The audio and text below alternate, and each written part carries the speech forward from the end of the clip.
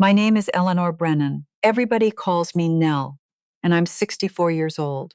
On a Tuesday morning last fall, I made the final payment on the house my son and his wife live in, the house with my name on the deed.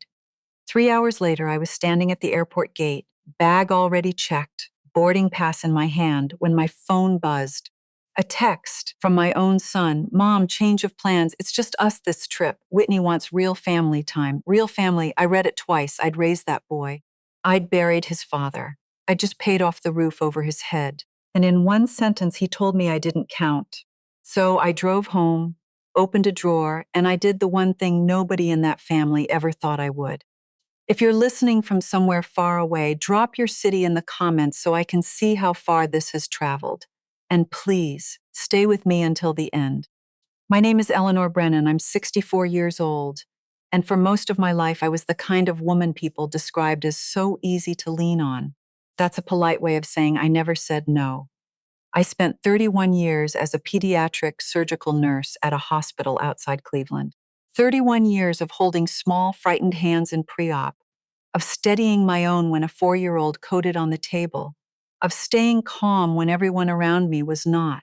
People used to ask me how I did it, how I kept my hands so steady. I'd just shrug and say, somebody has to. That was my whole life in 3 words. Somebody has to. So I always did. My husband, Patrick, was a furniture maker, a boat builder, really, when he had the time and the lumber. He built things with his hands the way I held them, carefully, slowly, like the thing in front of him was the only thing that mattered. He built our kitchen table out of black walnut, sanded so smooth you'd swear it was warm to the touch. He built a cedar porch swing that smelled like the inside of a guitar. He built a canoe in our garage one winter, and we never even got it in the water, because the spring he finished it, he had a heart attack right there in the driveway, and that was that. He was 58, I was 52. Our son Daniel was 22 and fresh out of college. That's the year I learned how to be alone. And, looking back now, I think that's also the year I started giving everything away.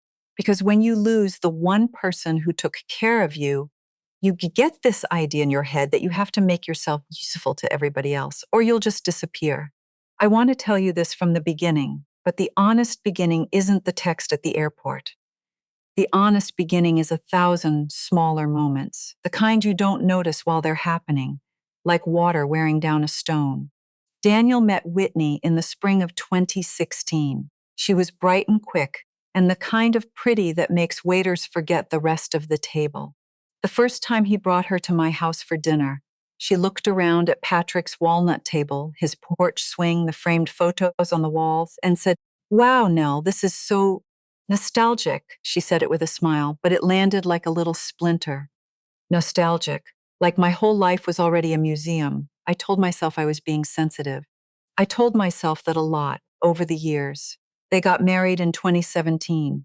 I paid for the rehearsal dinner. I paid for the dress alterations when the budget got tight.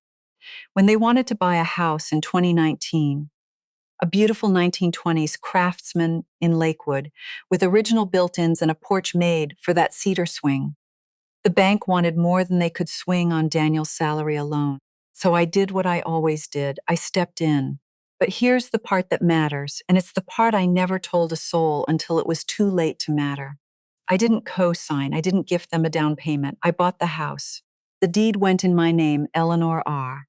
Brennan, sole owner, and the plan, the spoken plan, was that they'd pay me back month by month, like rent that built towards something, and one day I'd sign it over. "Why would you even put it in your name, Mom?" Daniel had asked, half lawing. "We're family. Just till you're on your feet," I told him. And I meant it. I meant to sign it over.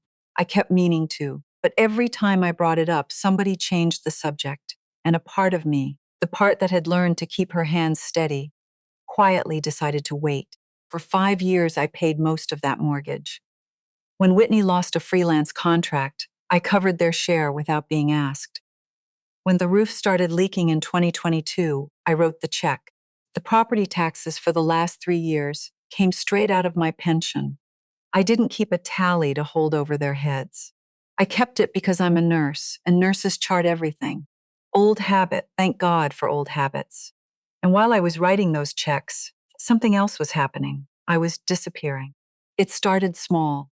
Sunday dinners got complicated, then they got rare. Then Whitney started correcting me at the table. Nell, you don't have to talk so loud, with a little laugh, like she was doing me a favor. My opinions became a little old school. My casseroles became so retro. Every kindness from her came wrapped around a tiny blade. Then my granddaughter was born, Hazel. October of 2020, right in the middle of everything. The first time I held her, all 6 pounds of her, with that furious little face, I cried right there in the hospital hallway. I thought, okay, this is the thing that brings us back together. It didn't. I wasn't invited to Hazel's christening. I found out it had happened from a photo on Whitney's Instagram. The whole Hale side of the family in the Sunday best. A cake I'd never seen, a baby I'd held in the hospital now 5 months old and a stranger to me. When I asked Daniel, he said, "Oh, Mom, it was a really small thing. We kept it tight." Tight, there's that word again. Thanksgiving of 2023, they told me they were doing it low key, just the three of them. I made my pie anyway, out of habit, and ate it alone at Patrick's walnut table.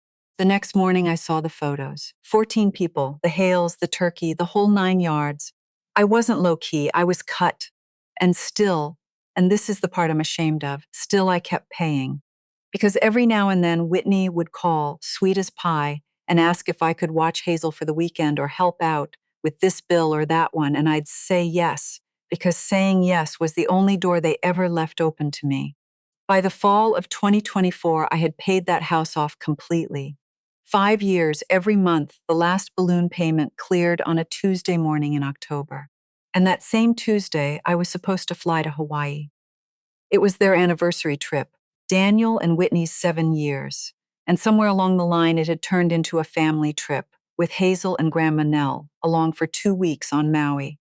I'd paid for a chunk of it, my flights, my room, and a little extra to help out, because of course there was always a little extra. I'd bought a new linen jacket, soft blue, the color Patrick used to say made my eyes look like the lake in July. I had sunscreen in my bag and a paperback I'd been saving. And for the first time in years, I was excited. I was standing at Gate C7 at Cleveland Hopkins when my phone buzzed. Mom, change of plans. It's just us this trip. Whitney wants real family time. We'll explain later. Love you. I want to tell you I felt rage. I didn't, not yet. What I felt was that specific falling elevator feeling, the one I used to see on the faces of parents in the waiting room when the surgeon walked toward them too slowly. My hands, my steady famous hands, started to shake. A gate agent asked if I was all right. I said, yes, I'm a nurse. I always say yes. I picked up my checked bag from the carousel like a sleepwalker, drove home, sat at the walnut table in the quiet, and I did not cry. Instead, 2 days later, I went to get my mail, and that's where the first surprise was waiting. There was an envelope from the bank, my bank, addressed to my house, the Lakewood house. I almost tossed it as junk, but something made me open it.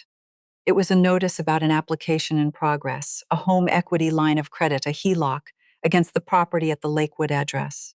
Pending verification of ownership. I sat down on the bottom stair with that letter in my hand. Somebody had tried to borrow money against my house.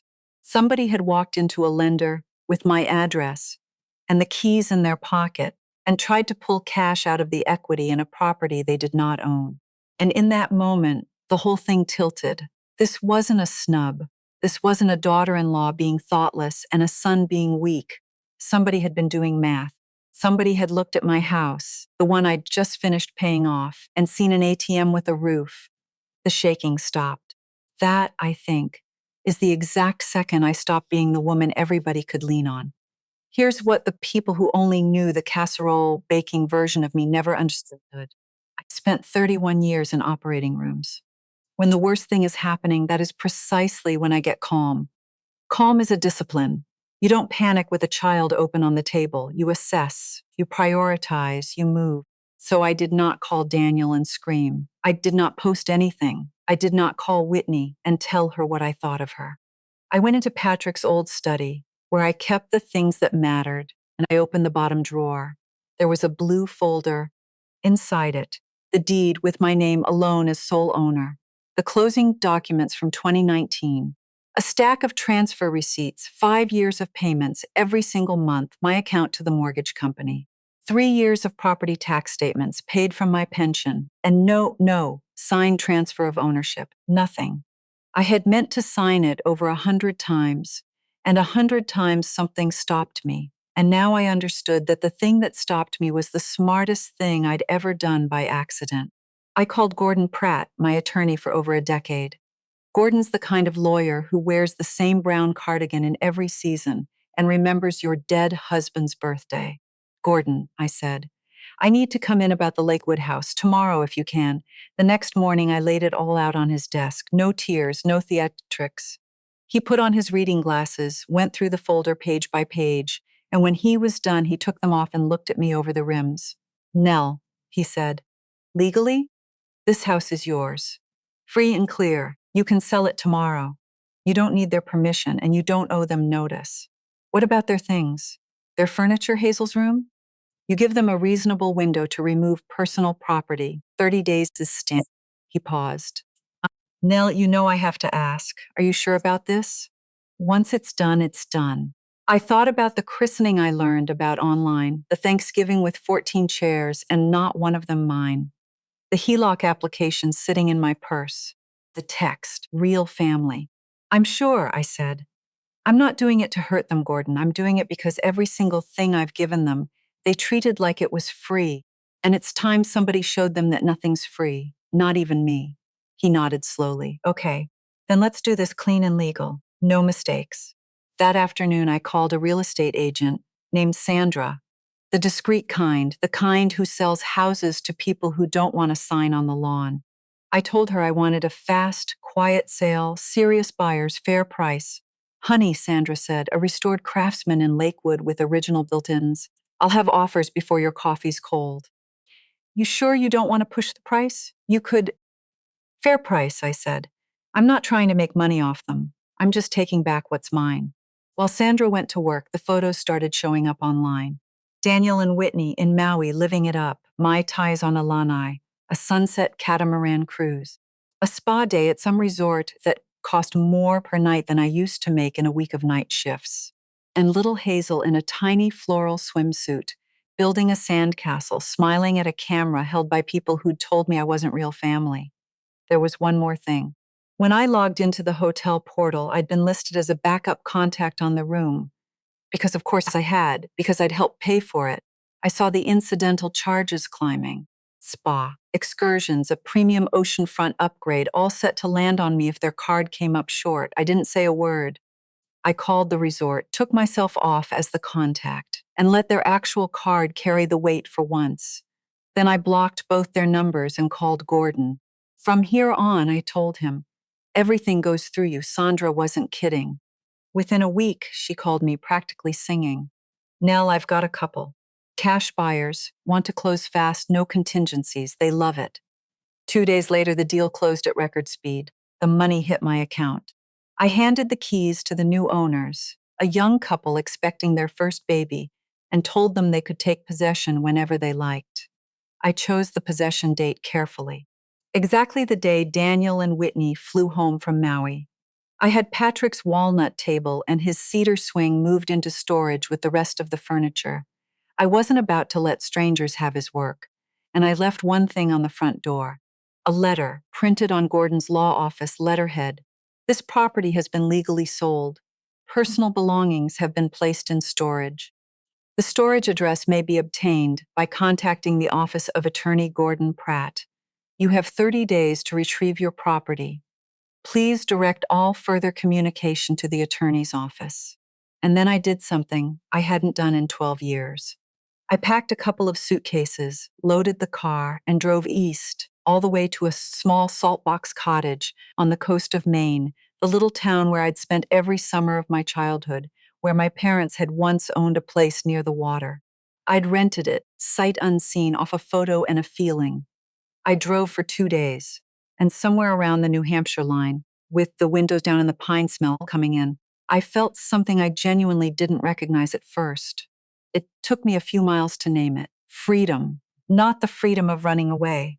The freedom of finally walking towards something. The first morning in Maine, I woke to the sound of waves and the smell of salt and old wood. The cottage was small, a kitchen you could touch both walls of, a bedroom, and a porch that faced the gray-blue Atlantic. I made coffee in a chipped pot and sat on the steps and let myself smile. My phone had been off all night. I knew that when Daniel and Whitney landed and drove home to a sold house and a letter on the door, the sky was going to fall. I just wasn't ready to catch it yet. I needed one morning, one. Around 10, I turned the phone on. 41 missed calls, voicemails, some sobbing, some screaming. Texts that ran from "Mom, please call me" to "How could you do this to your own grandchild, you selfish." I didn't read past that one. I called Gordon instead. "Morning, Nell." "Well, the storm made landfall," he said dryly. "They've been calling here since 7. What are they saying? The usual. That you had no right, that it's their home, that they have nowhere to go." Daniel's claiming they paid years of installments. Gordon let that hang, which for the record they did, a handful of them. "You covered the rest, plus the taxes, plus the roof." A little flicker of guilt went through me. I'm human. He's my boy. But I thought of the HELOC letter, and the flicker went out. "What did you tell them?" "Exactly what we agreed. Title's in your name. The sale was lawful. They've got 30 days to collect their things from storage, and all contact goes through me." I told them you don't want direct calls. "Can they sue me?" "They can try. There's no transfer paperwork, no signed agreement, no promise in writing." "Nell, you are about as protected as a person can be." I thanked him and took my tea out to the porch. I didn't feel triumphant. I want to be honest about that. I felt the strange, quiet thing you feel when a bone that's been out of joint for years finally pops back into place. It hurts and it's a relief, both at once. By noon, Whitney had posted an Instagram story, a long, flowery one. Some people just can't handle their kids growing up and building their own families. Some mothers-in-law are controlling and toxic, even while they're helping. Beware of gifts with strings attached. I actually laughed out loud on the porch.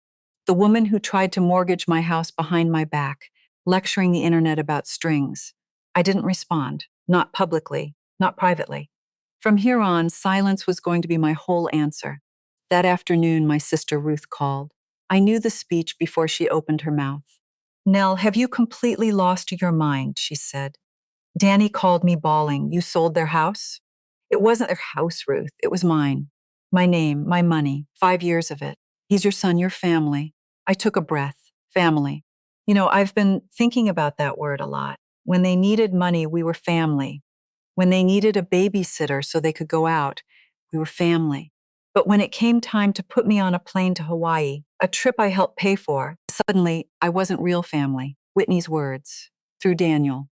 By text. At the gate. Ruth went quiet for a second. "You didn't tell me they texted you at the airport." "There's a lot I didn't tell anybody, Ruth." That was the problem. And selling the house. Wasn't that a little extreme? You want to know what's extreme? I said, and I heard my own voice go steady, operating room steady. Extreme is paying a mortgage for 5 years and then, 1 month after the last payment clears, getting a text that you're not real family. That's extreme. All I did was exercise a legal right over property that belongs to me. She didn't have an answer for that. Ruth's always believed families should forgive everything, no matter what. But Ruth wasn't the one standing at gate C7. "So where are they supposed to live?" she finally asked. "They're adults, Ruth. They've got jobs. They'll rent a place, like every other couple in America. And maybe, just maybe, they'll learn that treating people like furniture has consequences." After I hung up, the guilt crept back. He's my son. I still loved him. I never stopped. But I'd learned something in that operating room over 31 years. Love without boundaries isn't love. It's just a slow way of letting somebody bleed you out. A few days later, Gordon called with news, and his voice had an edge of surprise in it. "Nell, you're not going to believe who walked into my office this morning, Diane Hale."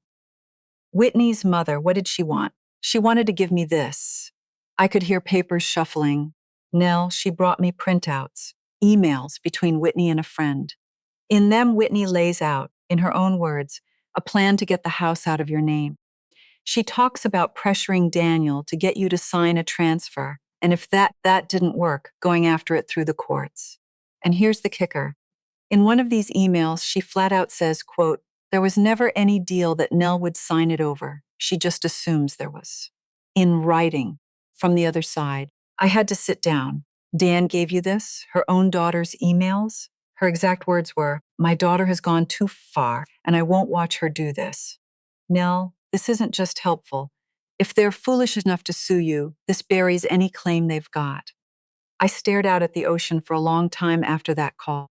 Of all the people in the world, the one who decided to stand on the side of what was right was Whitney's own mother. They sued me anyway. People rarely do the smart thing when they're cornered and humiliated. They hired a lawyer and filed a claim arguing there was a verbal agreement that I'd transfer the house, and pointing to the handful of payments they'd made as proof of an ownership interest. Gordon read me the filing over the phone, and I could hear him almost smiling. Verbal agreements are nearly impossible to prove, Nell. No witnesses, no writing, and the other side's own mother just handed me an email where Whitney admits there was no deal. Honestly, let him come. Out in Maine, I started building a life with my hands, the way Patrick used to. I planted geraniums in the window boxes. I learned which fish shack had the best haddock, and I started baking again for the first time since Patrick died. I'd found his mother's old tin recipe box in one of the moving cartons, the card still in her looping cursive, and I made his favorite blueberry buckle on a rainy Tuesday just to fill the cottage with the smell of it. It was Patty who put a name to what I'd been through. Patty's an old friend from my childhood summers up here, and we ran into each other at the little IGA grocery. She took one look at me and said, "Nell Brennan, you look different, lighter, even with everything going on, and don't think I haven't heard." Over coffee at a place that overlooked the harbor, I gave her the short version. Patty listened, then set down her mug. "I'm going to say something you're not going to like," she said. "You gave those kids too much. Not just money. You gave them you. Always available, always there, always putting them first. Because that's family, right?" She shook her head. "Honey, family means it goes both ways. When it only goes one way, that's not family. That's a job. Worse, that's getting used. Used. I carried that word around for a week. It was heavy. It was also exactly right. And then there was Hazel. About 3 weeks after I'd moved, my phone lit up with a number I didn't know. It was Diane Hale. "Nell," she said, sounding tired in a way I recognized, the tired of a person standing between people they love. "I know we've never been close, but Hazel keeps asking for you. She doesn't understand where Grammy Nell went. Whatever the adults have done to each other, a little girl shouldn't lose her grandmother over it. If Daniel and Whitney will allow it, I'd like to bring her to see you." It took everything I had not to cry on the phone. The first visit, they put conditions on it, 2 hours, supervised, Diane present the whole time. I bristled, and then I let it go. 2 supervised hours with that baby were worth more than my pride. That Sunday, I woke before dawn. I baked the blueberry buckle. I set out the seashells I'd been collecting on the windowsill because I'd remembered how she loved to sort things by color. Right on time, the doorbell rang, and there was Diane holding the hand of a little girl who the second she saw me, let go and barreled across the porch. "Grammy Nell." I caught her and breathed her in, kid shampoo and salt air, and felt about half the anger drain straight out of my body. "Hi, baby," I whispered. "Oh, I missed you so much." 2 hours went by like 2 minutes. We made buckle and licked the bowl. We sorted shells into colors. We walked the little beach in front of the cottage, and she found a crab and named him Gary. Diane stayed back on the porch, giving us room, and when it was once time to go, Hazel hugged my neck so tight it hurt. "Grammy, why don't you come live at Grandma Diane's? There's room." How do you explain the whole broken mess to a 4-year-old? You don't. "Grammy's got her own place now, sweetheart," I said. "But if your mom and dad say it's okay, we'll see each other lots more." She seemed satisfied with that, the way little ones are. When they left, Diane lingered on the step. "She misses you something awful, Nell. I'm going to keep bringing her, whatever it takes, and—" She hesitated, then said it. "There's something you should know. Something Daniel and Whitney have been hiding." I waited. Diane sighed. "Whitney lost her job back in the spring, months ago. She never told anyone, not Daniel's friends, not you, not even me at first. They've been keeping up appearances on credit cards. The Hawaii trip, the spa, all of it. Debt. And the house? Her voice dropped. That HELOC application you found? That was the plan. Pull the equity out before the credit cards caught up with them. The Just Family trip, cutting you out. Whitney sold Daniel on it as a couple's bonding thing, but the real reason she wanted you gone was so you wouldn't get a good look at how bad things really were. You ask too many questions, Nell. You're a nurse. You notice. So the cruelty hadn't been carelessness, it had been cover. The text at the gate, the real family line. It wasn't a thoughtless daughter-in-law. It was a woman in financial freefall, trying to clear the room before she went for the equity in my house. I'm telling you this so you have the full picture, Diane said gently, not to make you soft. Given how they treated you, what you did was fair. But you deserve to know what you were really up against. That night I sat on the porch under more stars than Cleveland ever has, and I made two decisions. The first, I would not give back 1 inch of what was legally mine, not out of spite, out of principle. Whitney needed to learn, really learn, that people are not resources. Second, I would build a bridge to Hazel that no adult could burn. She didn't choose any of this. A week later, Gordon called, and for once he sounded almost cheerful. Their lawyers proposing a settlement. They'll drop the claim on the house. In exchange, you reimburse the specific payments they can document, adjusted as required. That's it. Why the sudden change of heart? Last month, they were going to fight me to the death. Because somebody on their side got cold feet about those emails, Gordon said. I think they finally understood that if this went in front of a judge, Whitney's own words, there was never any deal, would come out in open court. They folded. I thought about it.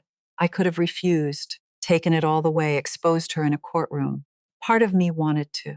But the wiser part, the part that had held a lot of grieving parents' hands and knew that being right and being at peace aren't the same thing, that part said, end it.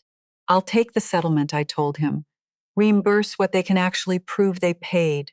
Adjust it fairly. I don't want their money, and I don't want them ever saying I kept a dime that wasn't mine. You sure? You'd win if you fought. I'm sure.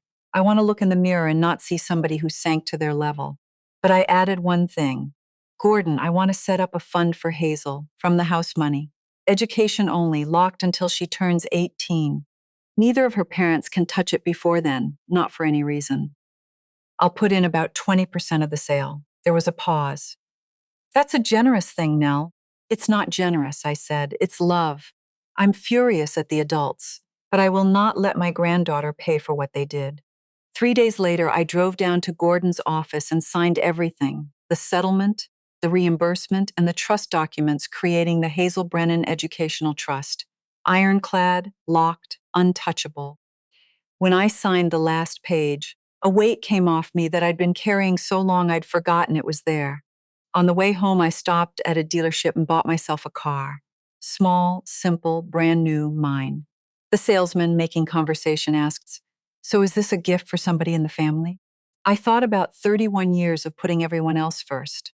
I smiled. No, I said, it's a gift to me. It's about time I came first. For a while, things found a rhythm. Diane kept bringing Hazel up to Maine, now without the 2-hour limit, without hovering. I think it's ridiculous to keep her from her grandmother, she told me one Sunday, dropping Hazel off for the whole afternoon. Whitney doesn't need to know every little thing. Hazel and I had whole days, picnics on the sand, shell castles, reading on the cedar swing. Daniel had let Gordon arrange for Patrick's furniture to come out of storage and up to Maine, and the swing now hung on my porch.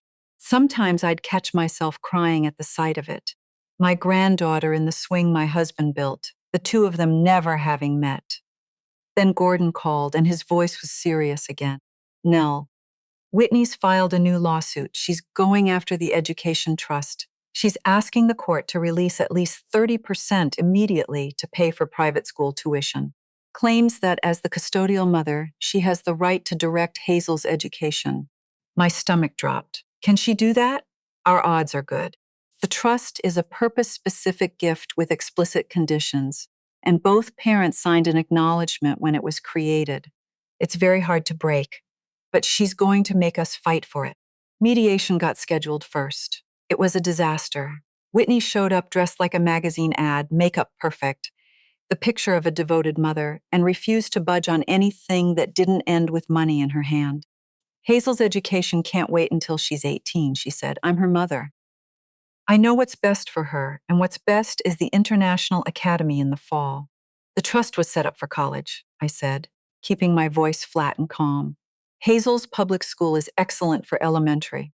There's no reason to crack open a college fund to chase a brand name. Whitney's mask slipped for just a second. Honestly, you're such a piece of work, she said. Always have to be in control. Always think you know better than everyone. Daniel, who'd been silent the whole time, finally spoke. Whitney, knock it off. We're here for Hazel. Not to throw punches.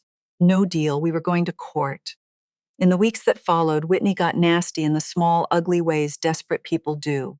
She started making visitation complicated. Last-minute cancellations. Hazel was sick. Hazel had a thing.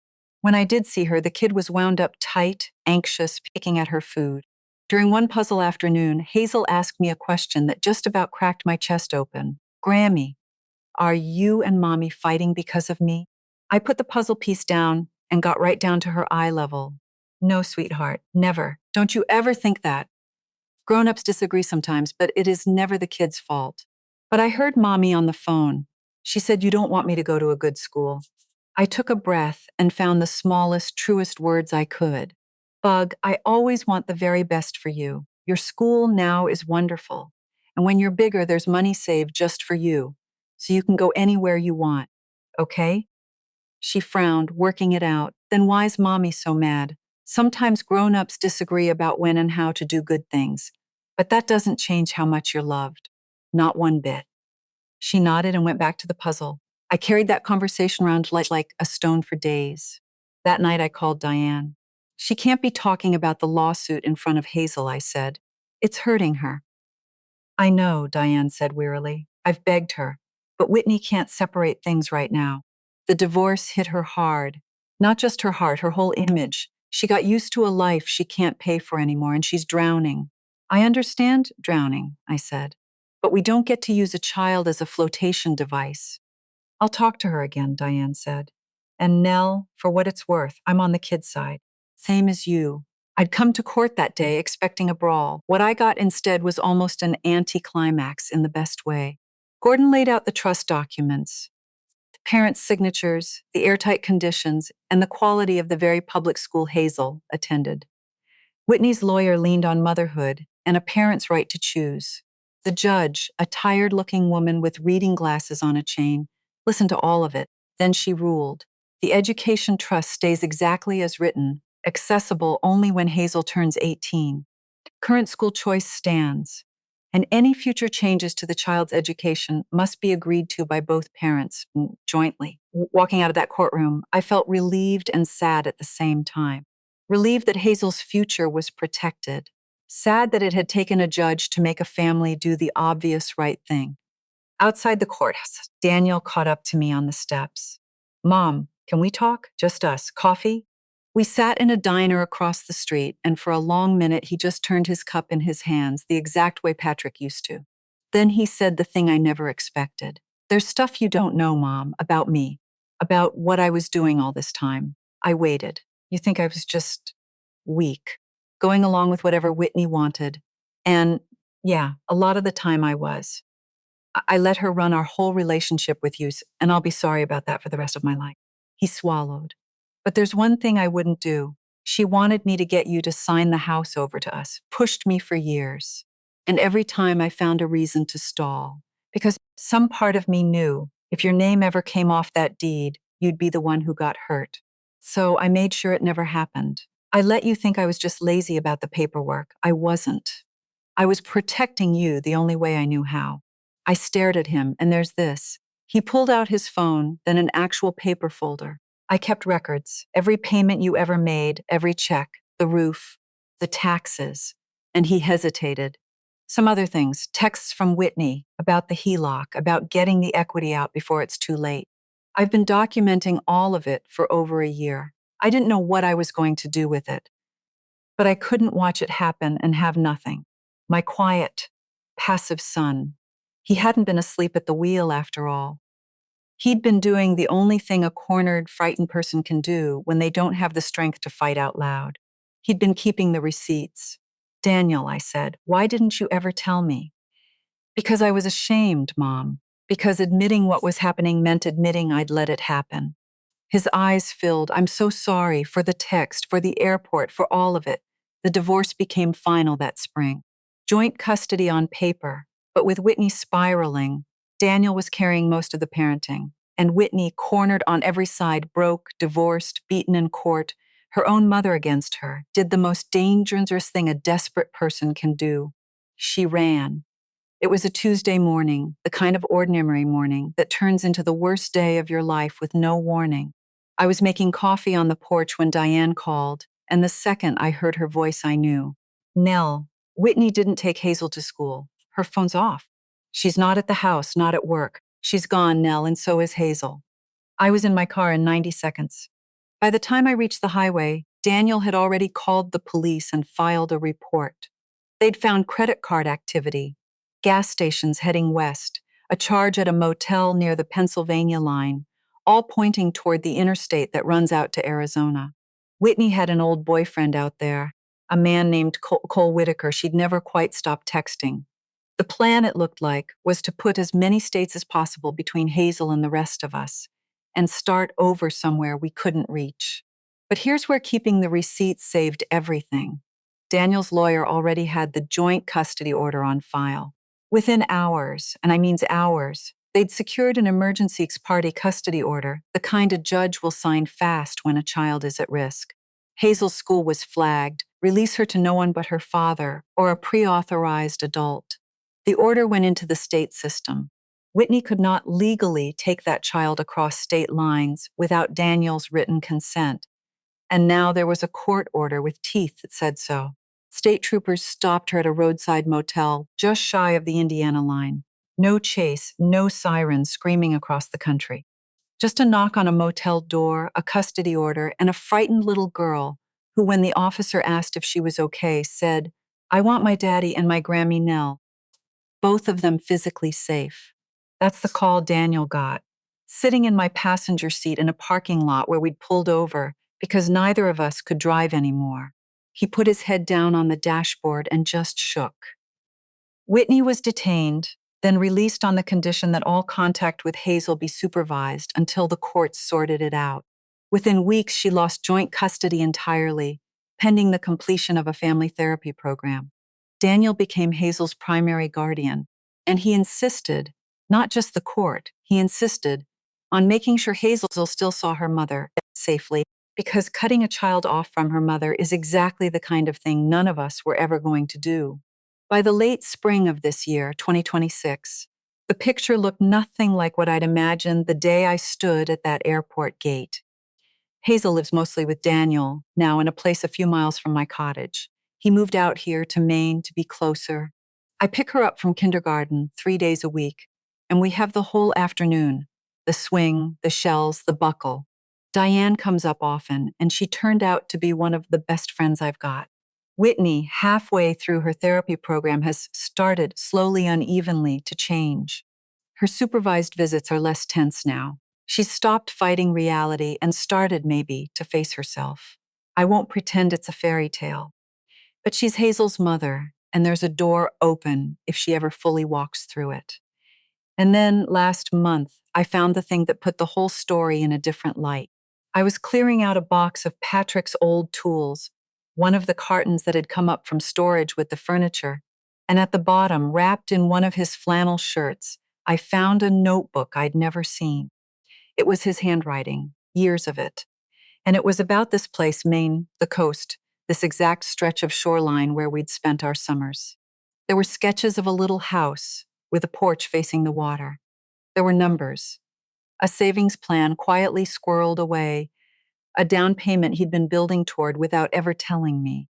On one page, in his blocky carpenter's print, he'd written, "For Nell, when the work's done, a place by the water where she finally gets to rest. She spent her whole life holding everyone else up. I want to build her a place to set it all down. He'd been saving to bring me here, to this water, to rest. He died before he could. And 12 years later, brokenhearted and furious, thinking I was running away from my family. I'd driven on nothing but instinct to the one place on earth my husband had been quietly planning to take me all along. I sat on the floor with that notebook and cried like I hadn't cried since the driveway. But it wasn't grief exactly. It was the strangest feeling, like a hand I couldn't see had been steering the whole time. I hadn't run away. I'd finally arrived. One Sunday afternoon, Daniel and I sat on the porch, on Patrick's cedar swing, watching Hazel build a shell castle on the beach below. The Atlantic was flat and silver. Daniel was quiet for a while, and then he asked the question I think he'd been holding for a year and a half. Mom, do you regret it, selling the house? I thought about it honestly. Then I shook my head. No, I said, it was a hard thing and it hurt all of us, and I'm not going to pretend it didn't. But look where we ended up. I nodded down at the beach, at the little girl with her tongue stuck out in concentration, exactly the way he used to. If I hadn't done it, we'd all still be stuck in that same sad loop. You, trapped in a marriage that was eating you alive.